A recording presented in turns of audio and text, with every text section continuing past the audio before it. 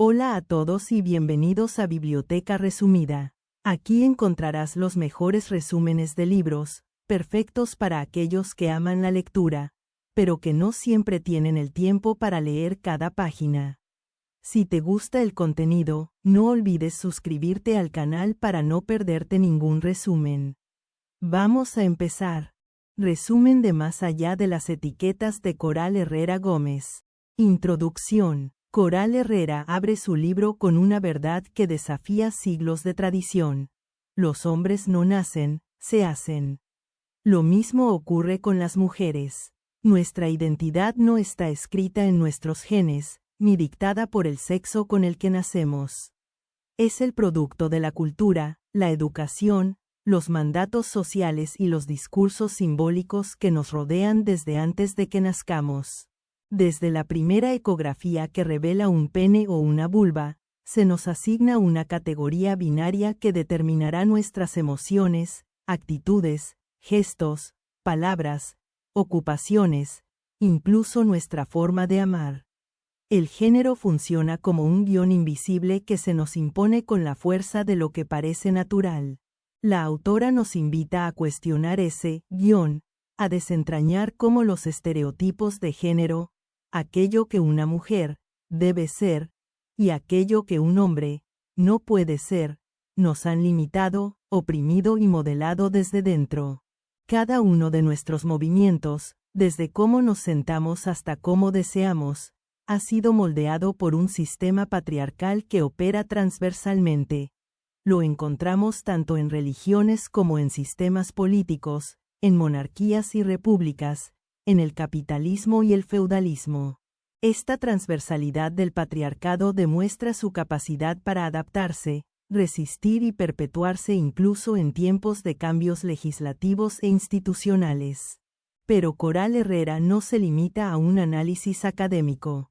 Su escritura es clara, cálida y profundamente personal. Nos recuerda que detrás de cada etiqueta impuesta hay un ser humano que sufre, que desea liberarse, que se pregunta por qué no encaja, por qué amar es tan difícil, por qué sentirse hombre o mujer a veces duele tanto. Este libro no es solo una crítica al patriarcado, es también una apuesta ética por otro mundo posible. Uno donde el género no determine nuestras vidas, donde podamos ser y amar con libertad, más allá de los estereotipos. Desde la teoría queer y el constructivismo social, la autora propone trascender la lógica binaria que ha organizado nuestras sociedades. En lugar de ver el mundo dividido entre hombres y mujeres, heterosexuales y homosexuales, fuertes y débiles, invita a pensar en una realidad llena de matices, de puntos intermedios, de diferencias no jerarquizadas. Su visión está influenciada por Edgar Morin y su pensamiento complejo, que se aleja de los dualismos simplistas y abraza la diversidad como fuente de riqueza cultural y afectiva. La obra se centra en el género como una construcción ideológica que modela nuestros cuerpos, emociones y relaciones. Para Herrera, analizar cómo se forman las identidades femeninas, masculinas y transgénero es un paso imprescindible para avanzar hacia una sociedad más justa. No se trata solo de comprender intelectualmente cómo funciona el género, sino de visibilizar sus consecuencias reales. Bebés intersexuales hormonados para encajar en un binarismo, mujeres que viven atadas a roles domésticos, hombres forzados a la violencia para demostrar su virilidad, personas queer excluidas o ridiculizadas. A lo largo del libro, la autora recorre las luchas del feminismo, los estudios sobre masculinidad, las propuestas trans y queer, construyendo un relato que es al mismo tiempo histórico, político, filosófico y emocional. Nos habla del cuerpo como campo de batalla, del deseo como terreno de disputa ideológica, de las emociones como herramientas de resistencia. Y lo hace con una esperanza firme, que el futuro será queer, que el género será transgredido, que la humanidad podrá vivir más allá de las etiquetas. Parte 1. ¿Qué es el género?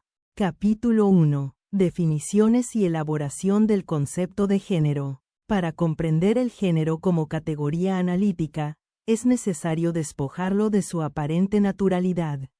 En el siglo XX, el concepto de gender surge como alternativa crítica al término sexo, que había sido utilizado para explicar la diferencia entre hombres y mujeres a partir de la biología. La irrupción del género permite reconocer que no existe una correspondencia directa entre genitales y roles sociales. Ser mujer o ser hombre no es una condición biológica, sino un proceso cultural, una construcción social y simbólica que se aprende, se impone y muchas veces se naturaliza hasta volverse invisible. El Dr. John Money fue uno de los primeros en utilizar el término gender en su sentido actual. A través de sus estudios sobre personas intersexuales, Money demostró que lo determinante para la identidad no eran los cromosomas ni los genitales, sino la educación recibida y el género asignado por el entorno. Esta distinción entre sexo y género abrió un camino revolucionario. Por primera vez, se reconocía que lo masculino y lo femenino no eran propiedades innatas, sino resultados de una socialización específica. La autora recurre a una amplia tradición de pensadoras feministas y antropólogas para profundizar esta idea. Margaret Mead, por ejemplo, demostró que las conductas asociadas a hombres y mujeres varían según la cultura. Simone de Beauvoir afirmó que no se nace mujer, sino que se llega a serlo. Judith Butler llevó esta reflexión aún más lejos al proponer que el género es una performance, un acto reiterativo que simula una esencia que no existe. Así, la feminidad y la masculinidad no son más que actos aprendidos, repetidos y reforzados socialmente. Coral Herrera también destaca cómo las representaciones de género están ligadas a jerarquías de poder. En la mayoría de las culturas patriarcales, los atributos masculinos son valorados por encima de los femeninos. Esta superioridad simbólica se traduce en privilegios materiales, políticos y afectivos. Desde la infancia, a las niñas se las educa para agradar, cuidar y ceder. A los niños, para dominar, competir y conquistar. Estos mandatos no solo afectan la vida cotidiana, sino también la subjetividad, el deseo y la autoestima. La autora subraya que las investigaciones antropológicas han documentado múltiples modelos de género en culturas no occidentales. En algunas sociedades africanas, las mujeres se casan entre sí. En otras, existen figuras de maridos-mujer o esposas-hombre. Los hijras en la India, los two-spirits en culturas indígenas americanas, o los verdaches descritos por los colonizadores europeos, muestran que la dicotomía varón-mujer es solo una entre muchas posibles. La existencia de estos roles alternativos refuerza la idea de que el género no es universal ni natural, sino históricamente situado.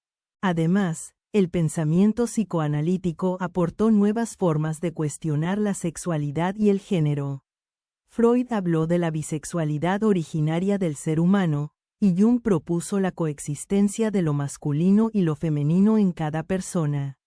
Con el postestructuralismo, la noción de sujeto se descentraliza. Ya no somos una esencia, sino un entramado de discursos, prácticas y símbolos. La teoría queer retoma estos planteos para desestabilizar las categorías tradicionales y abrir paso a identidades híbridas, inestables y subversivas.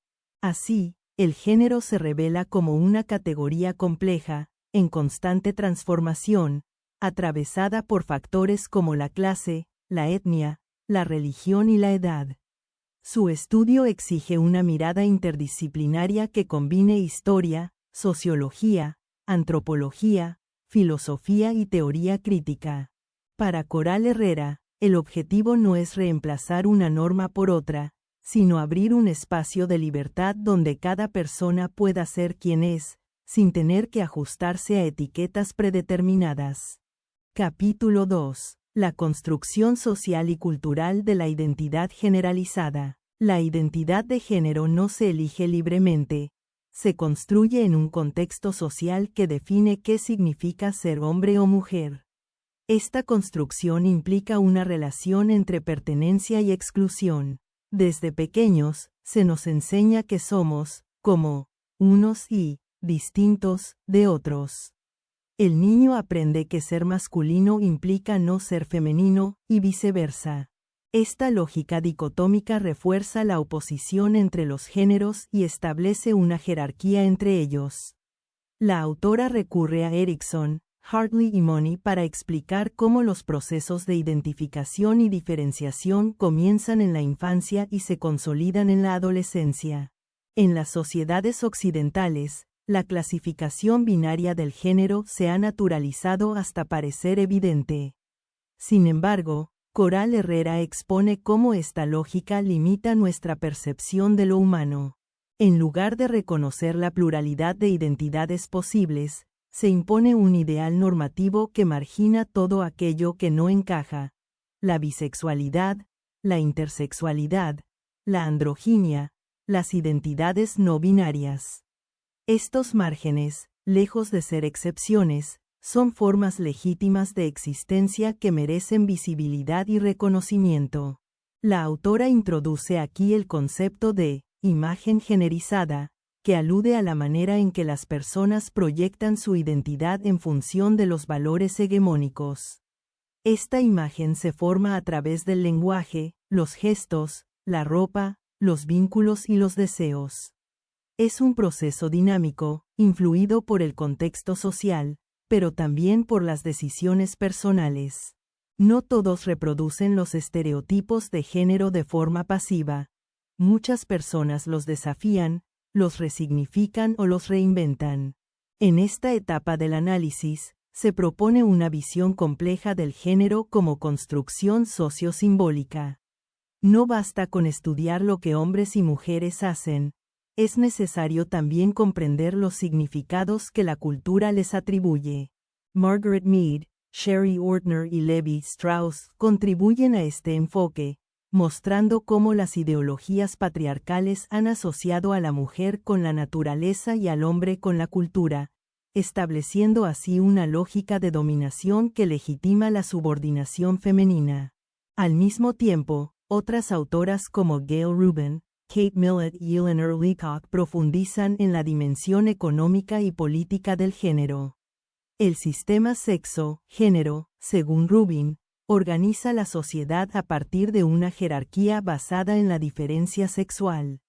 Esta jerarquía no solo establece normas de comportamiento, sino que distribuye poder, recursos y prestigio.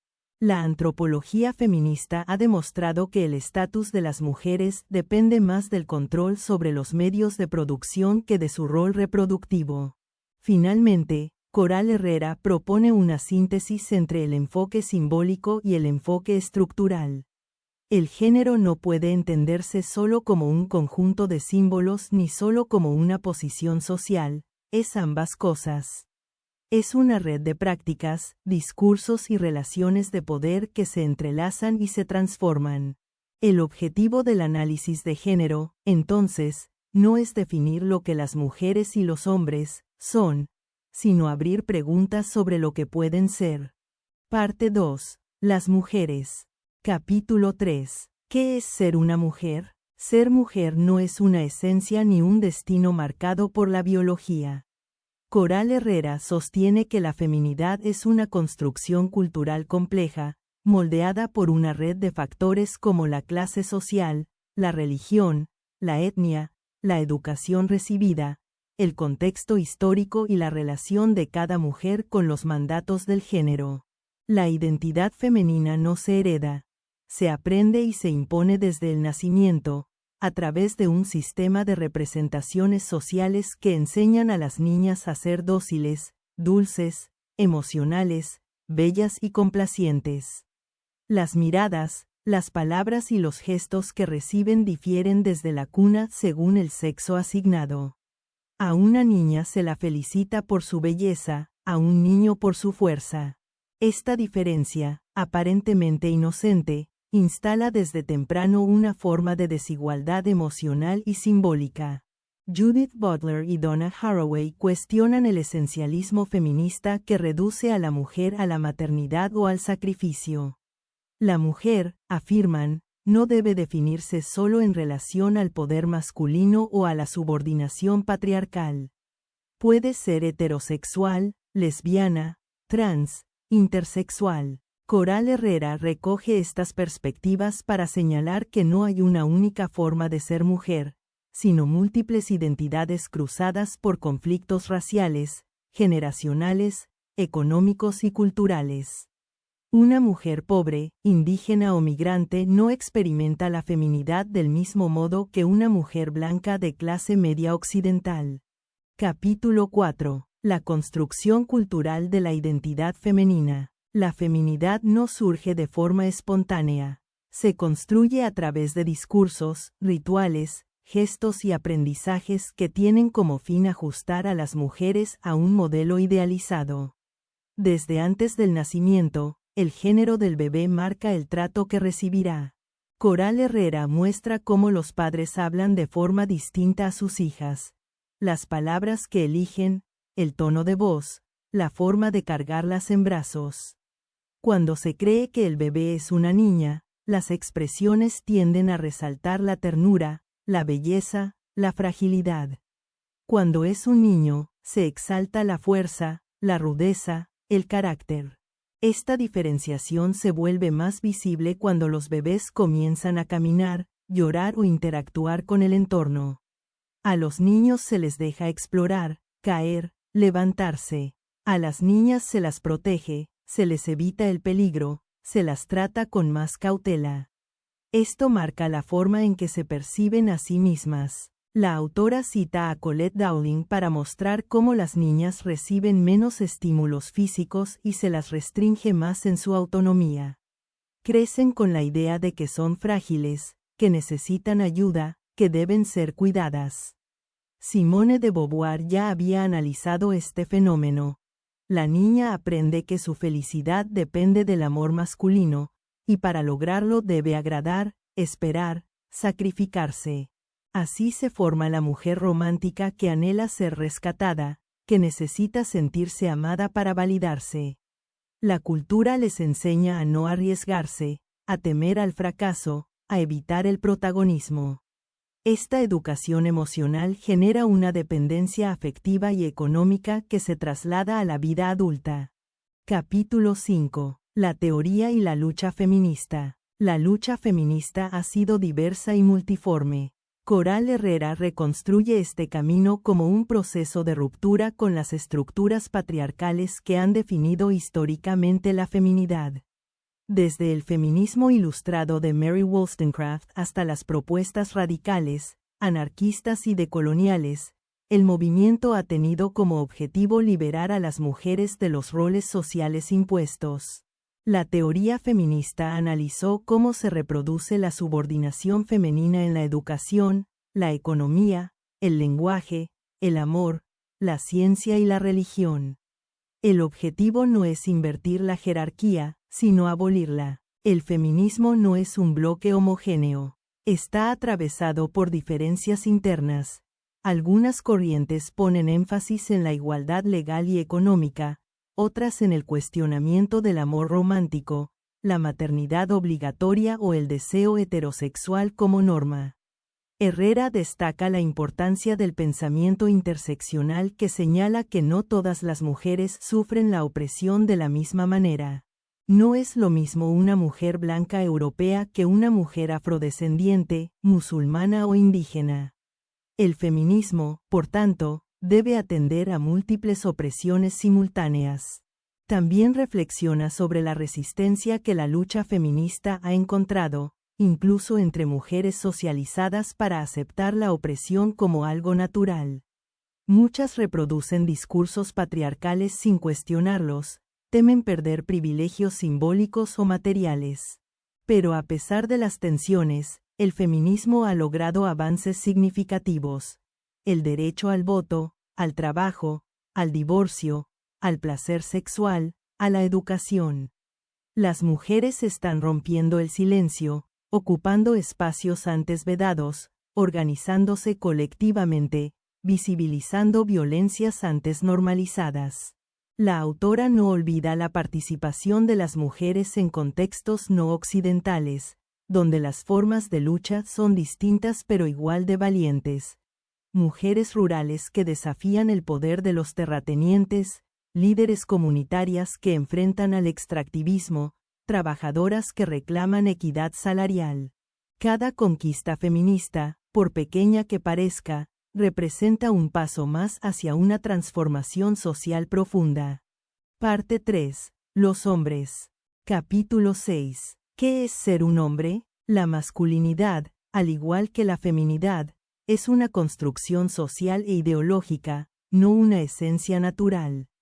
Coral Herrera comienza desmontando el mito del hombre como sujeto universal, racional, activo y dominante. Desde niños, los varones aprenden que deben distinguirse de lo femenino. No llorar, no temer, no mostrarse vulnerables. Así, la masculinidad se erige como una negación de la emoción y del cuidado. Se les enseña que su valor está en la fuerza, el éxito, la autonomía, la racionalidad. Pero este modelo hegemónico de masculinidad no es neutro ni inocente. Tiene costos psicológicos y sociales profundos. La autora recurre al concepto de performatividad de género para explicar cómo los hombres repiten gestos, actitudes y modos de relación que les permiten encajar en el molde patriarcal. En esa actuación, se imponen sobre otros, pero también se violentan a sí mismos. Muchos hombres sufren en silencio por no poder hablar de sus emociones, por tener que demostrar constantemente su virilidad, por verse obligados a competir, a ser proveedores, a contener el afecto. El mandato de masculinidad los vuelve represores de su mundo emocional, y los desconecta de sus necesidades más humanas. Coral Herrera muestra cómo el modelo tradicional de hombre está en crisis. Las transformaciones sociales, los avances del feminismo, la visibilidad de otras masculinidades están generando nuevas preguntas.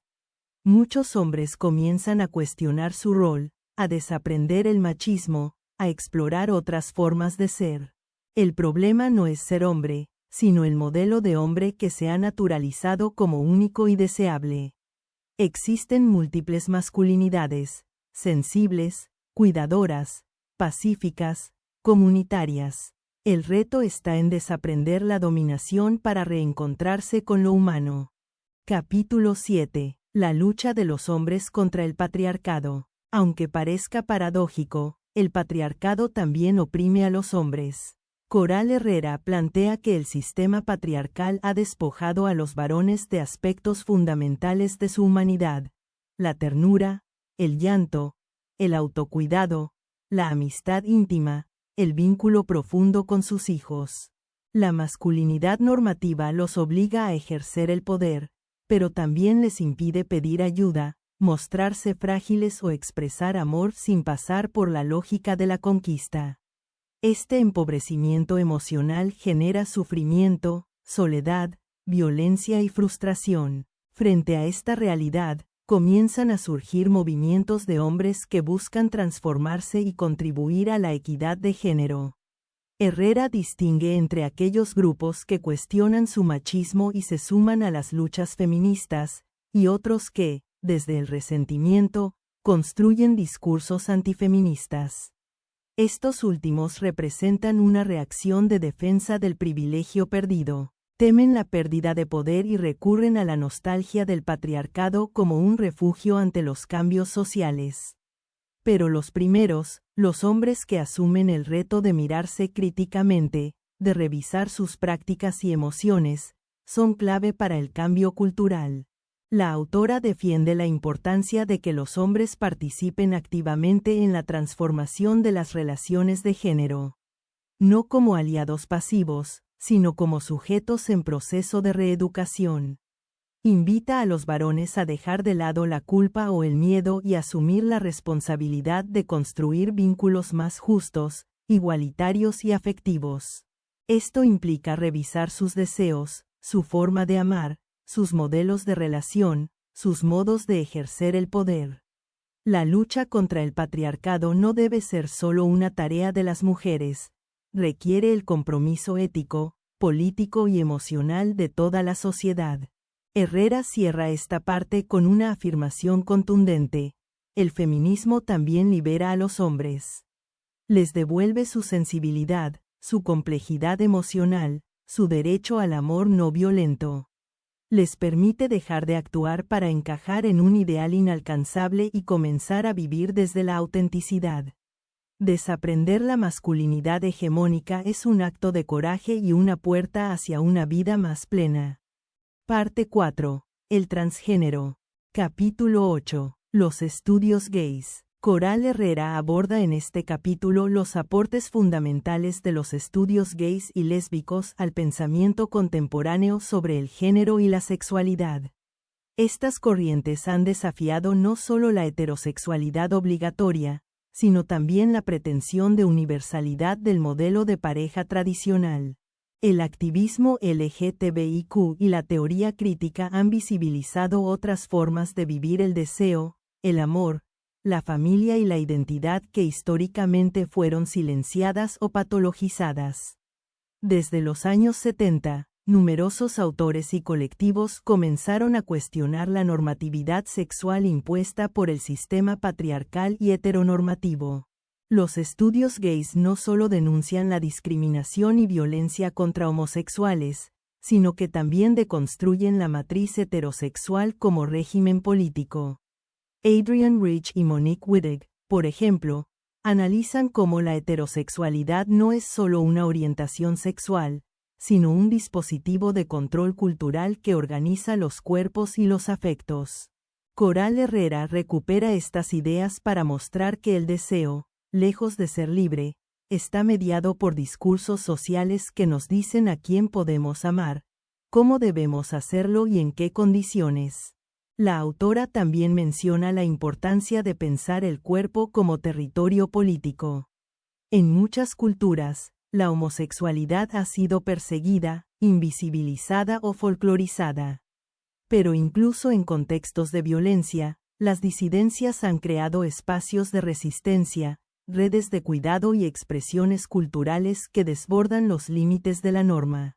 En este sentido, los estudios gays no solo son una crítica al sistema de opresión, sino también una celebración de la diversidad y la creatividad humana.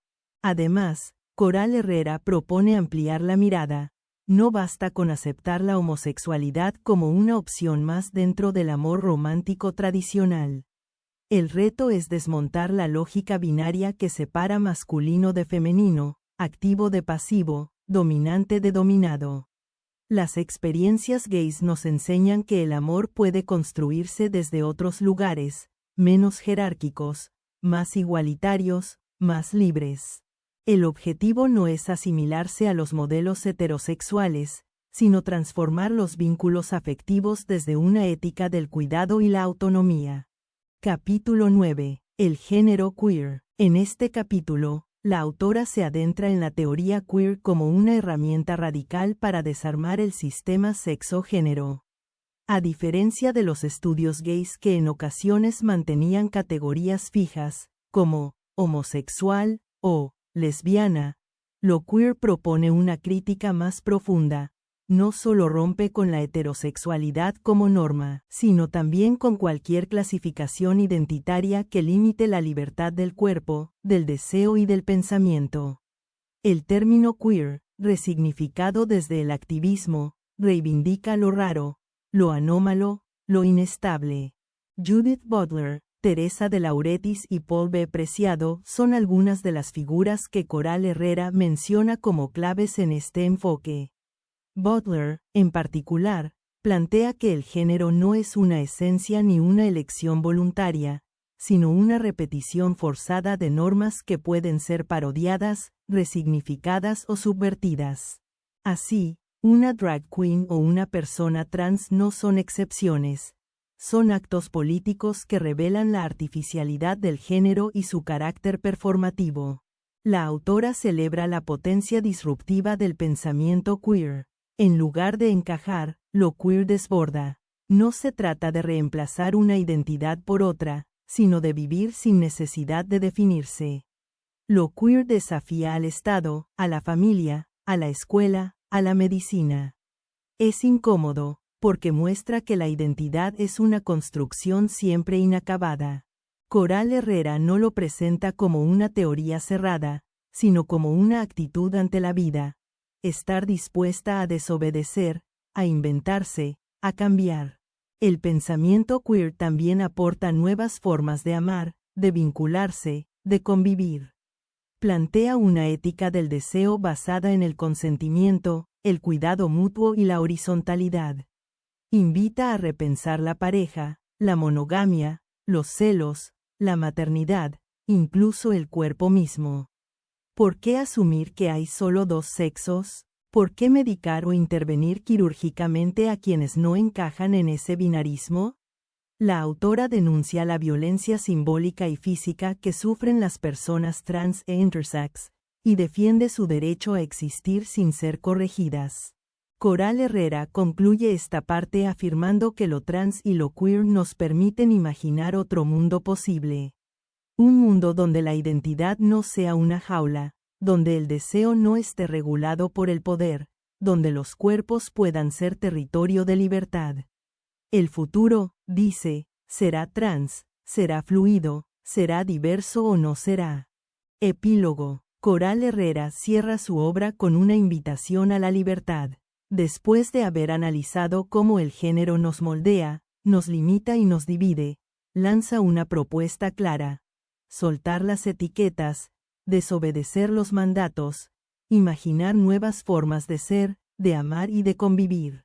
El patriarcado, explica, no es solo una estructura social, sino una forma de organizar el mundo a través de jerarquías binarias: hombre, mujer, razón, emoción, fuerza, debilidad, heterosexual, homosexual. Estas divisiones han sido naturalizadas durante siglos, pero son profundamente ideológicas. Nos enseñan a vivir enfrentados, separados por fronteras simbólicas que no tienen fundamento más allá del poder. Pero lo que ha sido construido, puede ser deconstruido. Coral Herrera cree firmemente que estamos en una época de transición. El pensamiento feminista, los estudios de género, la teoría queer y las experiencias de vida de millones de personas trans, no binarias, gays, lesbianas, intersex, están erosionando los pilares del sistema patriarcal. El cambio no es inmediato, ni exento de retrocesos, pero es inevitable. Las nuevas generaciones ya no se sienten cómodas en los moldes heredados. Buscan otras formas de habitar el cuerpo, el deseo y los vínculos. La autora no propone una utopía ingenua, sino una práctica ética cotidiana. Desaprender lo aprendido, revisar nuestras creencias, nuestras palabras, nuestros gestos. Escuchar a quienes han sido históricamente silenciados. Cuestionar el amor romántico como destino obligatorio. Renunciar a la posesión como forma de amar. Reconocer que el género, tal como lo hemos vivido, produce dolor, sufrimiento, desigualdad. Pero también reconocer que ese dolor puede ser transformado en fuerza política, en deseo de cambio, en ternura colectiva. Coral Herrera nos recuerda que la revolución empieza en los afectos, en cómo criamos a los niños y niñas, en cómo nos relacionamos con nuestros padres, en cómo hablamos del amor, del sexo, del placer. El amor, dice, no debe ser un campo de batalla, sino un espacio de construcción conjunta, de placer mutuo, de libertad. Y para eso, hay que desmontar la idea de que amar es sacrificarse, poseer, sufrir. Amar también puede ser cuidarse, pactar, reír, aprender. En sus palabras finales, la autora convoca a un futuro en el que los cuerpos no estén medicalizados para encajar, en el que las emociones no sean reprimidas por miedo a no ser suficientemente masculinas o femeninas, en el que la diversidad no sea tolerada como excepción, sino celebrada como norma. Un futuro en el que podamos vivir más allá de las etiquetas, donde cada ser humano pueda ser quien es, sin miedo, sin vergüenza, sin culpa. Un mundo donde el género deje de ser un mandato y se convierta en una posibilidad entre muchas. El libro termina como empezó, con una afirmación poderosa de libertad. La identidad no debe ser una prisión, el género no debe ser una condena, y el amor no debe doler. Más allá de las etiquetas, existe un horizonte de humanidad más amable, más justa y más rica en matices. Y hacia allá, nos dice Coral Herrera, es hacia donde vale la pena caminar. Y hasta aquí el resumen de hoy en Biblioteca Resumida. Espero que te haya gustado y que te animes a leer el libro completo. Si te pareció útil o interesante, no dudes en darle un pulgar arriba, eso nos ayuda muchísimo. También te invito a suscribirte al canal para que no te pierdas los próximos resúmenes. Gracias por vernos y hasta el próximo libro.